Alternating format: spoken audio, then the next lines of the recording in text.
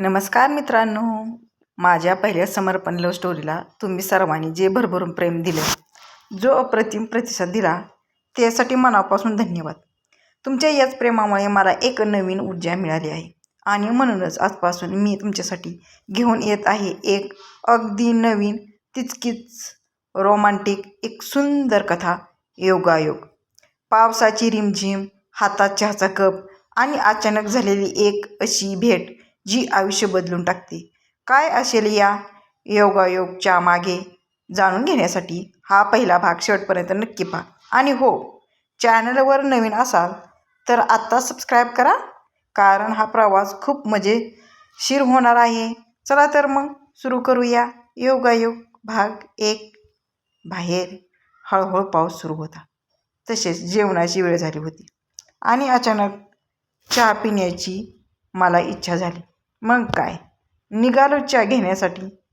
एका मराठी माणसाला चहा घेतला म्हणजे त्याला स्वर्गसुख प्राप्त झाले असे समजावे. घर सोडून जवळपास 3 वर्षे झाली आहेत, त्यामुळे घरचा चहा हा काही आमच्या नशिबात नाही. हो, घरी असतो तर यावेळेस चहा म्हणजे खूप साऱ्या गोष्टी सुरू झाल्या असत्या. त्यापेक्षा आपण बाहेर आहोत हे बरे आहे. मित्र काही सोबत आले नाहीत. त्यांना विचारले तर त्यांनी सुद्धा काही कारण सांगून येण्यास नकार दिला. रात्रीचे 10 वाजले होते, त्यामुळे रस्त्यावर साहजिकच वर्दळ कमी होती. माझ्या रूमजवळ चहाचे दुकान म्हणजेच टपरी जवळच होती, त्यामुळे काही अडचण नव्हती. आपण एकटे असलो की आपण आपल्या जगात राहतो, हे इतके मात्र खरे आहे. मस्तपैकी कानात इयरफोन घालून मी गाणे ऐकत जात होते. तेवढ्यात मला माझ्या मावस भावाचा फोन आला. त्यांच्यासोबत बोलत मी पुढे जात होतो. मला माफ करा. खाली पडताना मला फक्त एवढाच आवाज आला. आवाज म्हणजे जणू एखादी कोकिळाच गात होती. असे नाही की मला खाली पडताना काही इजा झाली नाही, परंतु त्या आवाजाने माझ्या वेदना कुठच्या कुठे पळून गेल्या. त्या मुलीने मला हात दिला आणि मी उठून उभा राहिलो.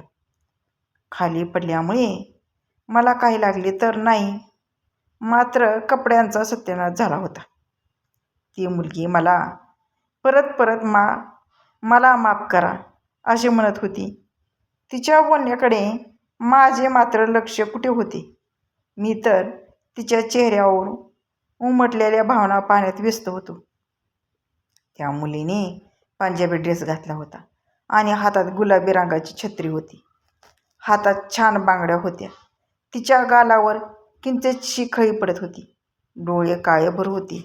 ही बाब जेव्हा माझ्या लक्षात आली तेव्हा मी तात्काळ भानावर आलो.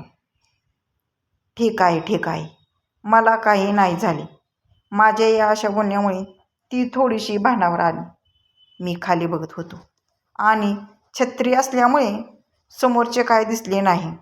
माझ्या लक्षात आले की माझी इयरफोन तिच्या छत्रीमध्ये अडकलेले होते. मी ही बाब त्या मुलीच्या लक्षात आणून दिली. आता मात्र ती हसली. मग काय, मला पण हसू आले. ती काही बोलणार इतक्यात तिला फोन आला.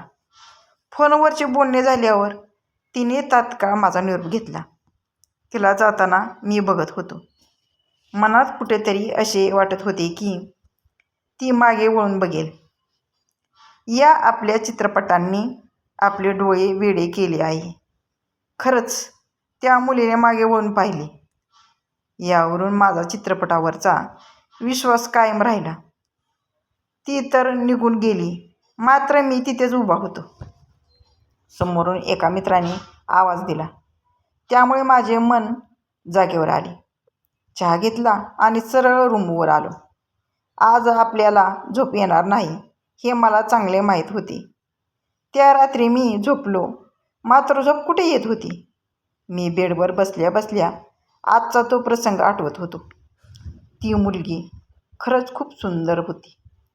आता असे नका म्हणू की मी अगोदर मुली नाही बघितल्या, पण ती खरंच खूप छान होती.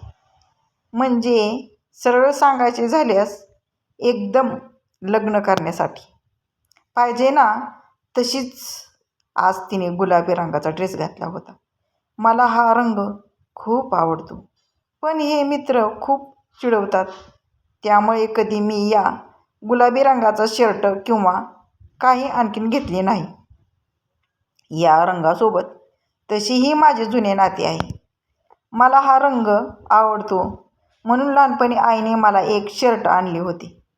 मी दुसऱ्या दिवशी ते घालून शाळेत गेलो आणि मला अचानक तो दिवस आठवला.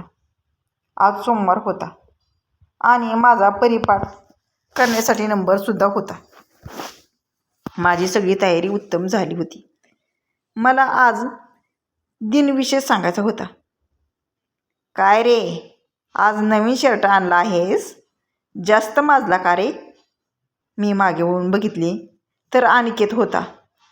तो 2 वर्षापासून त्याच वर्गात होता. मला हे माहीत नव्हते की त्याला गुलाबी रंग आवडत नाही. अनिकेत भाऊने माझे काहीच न ऐकता थेट माझ्या कानाखाली लावून दिली. क्षणभर तर मला काहीच सुचत नव्हते. नंतर मला थोडे समजले. हे बघ, यानंतर कधीही गुलाबी रंगाचा शर्ट घातला ना तर नाव लक्षात ठेव, अनिकेत भाऊ म्हणतात आपल्याला. काही दिवसात हाच अनिकेत भाऊ माझ्याकडे गणिते समजून घेण्यासाठी येत असे. पण एक मात्र झाले होते. त्यानंतर मी परत कधीच गुलाबी रंगाचा शर्ट घेतला नाही. आज असे सारे काही आठवत होते. मी माझ्या मनाला मात्र विचारत होतो, कहो ना प्यार है. आज कॉलेजमधून लवकर आलो होतो.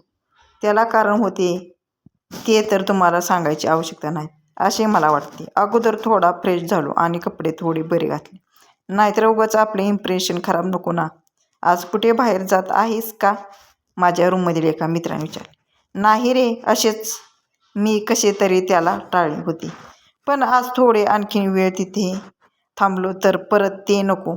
त्यामुळे मी आज 15 मिनिटे अगोदर काल ती जिथे मला भेटली होती तिथे जाऊन थांबलो. मनात भीती तर खूप वाटत होती. मग परत आपल्या चित्रपटाने मला सांभाळले. डर के आगे जीत है. मग काय, हेच वाक्य माझ्या डोक्यात फिरत होते. अगोदर जाऊन मी चहा आणि एक सोबत घेतली. काय तर ते पण तुम्हाला माहीत असेल अशी आशा ठेवतो. तर चहासोबत मस्त झाल्यावर मला खूप शांत वाटत होते. हा सुद्धा आपल्या मनाचा एक भ्रम असतो. तर ते जाऊ दे आता. मी एका तासापासून तिथेच उभा होतो, पण ती मुलगी काही केल्या येत नव्हती.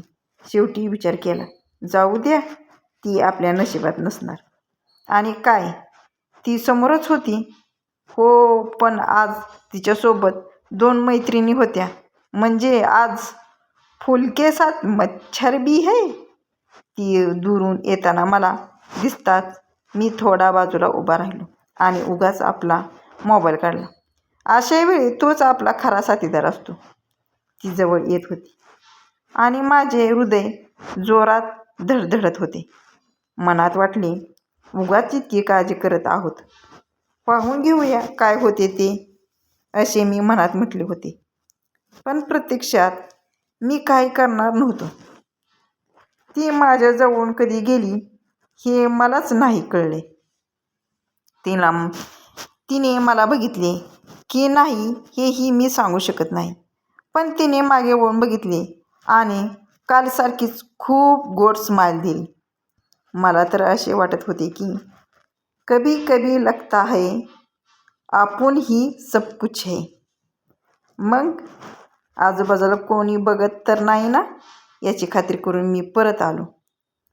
आज पण त्या मुलीने मला बघितले होते. काय जादू असते या मुलीत, कोणाच माहीत नाही. आपण असे वेड्यासारखे करतो त्यांच्यासाठी, कदाचित ते आपण करत असतील, मी आपल्या मनात बोलत होतो. पण आज 2 दिवस झाले होते आणि तिचे असे बघणे मला खरंच खूप वेडी करत होते. तिने पुढे जाऊन आज परत आपले केस मागे केले आणि त्याच वेळी मागे बघितले. मला राहून राहून तीच सारी आठवत होती. आज तर तिने काळ्या रंगाचा पंजाबी ड्रेस घातला होता आणि त्यावर पांढऱ्या शुभ्र रंगाची ओढणी होती. तिला तो ड्रेस खरंच खूप सुंदर दिसत होता. पण पुढे काय करावे हे काही मला कळत नव्हते. पुढे काय होईल, तुम्हाला काय वाटते? त्यांची परत भेट होईल? व्हिडिओ नक्की ऐका, पुढील भाग नक्की ऐका.